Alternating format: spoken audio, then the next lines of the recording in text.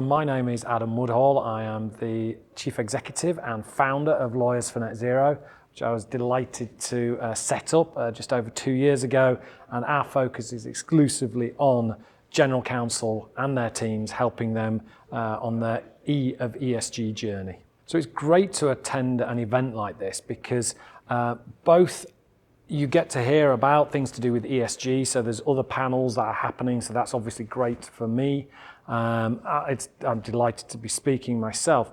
Even more importantly though, I get to hear about what else is going on, whether it's Russian sanctions or the adapting to AI or whatever it might be. It's really important for everybody in the industry to be thinking about all these big issues because climate isn't sitting on its own. AI isn't sitting on its own, sanctions are not sitting on their own, they all interact. And this is why also that general counsel and heads of compliance are so important because a lot of that is incoming to them. So they've got to juggle lots of balls and they've got to be happy with juggling those balls. So a key challenge that a company may face when strategizing to avoid greenwashing is actually thinking that they'll be ignored because they're doing some good things. And an example will be is Danone, who actually do many great things as a big FMCG company, actually were the company that was targeted by activist legal activists around plastic pollution. Now, they're seen as being one of the leaders, and they got targeted. So whether you're a leader or a laggard, you have to be paying attention to this because the key thing is you don't know when the activists are going to come at you.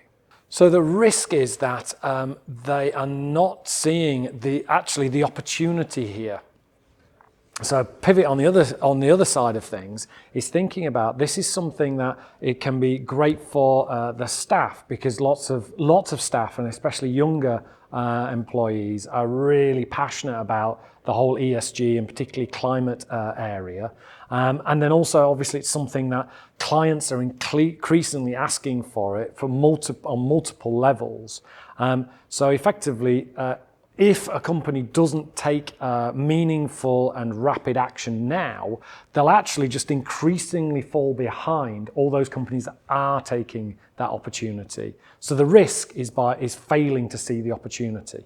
So I think the great thing for me is that there's undoubtedly really great speakers here, but it's also there's a fantastic atmosphere both during the plenary sessions and particularly in networking. The team here do a lot of work to kind of make it feel fun and engaging, especially when we had the pre-drinks last night. We were making paper airplanes and throwing them to see who could fly them fastest because we're next door to Heathrow Airport.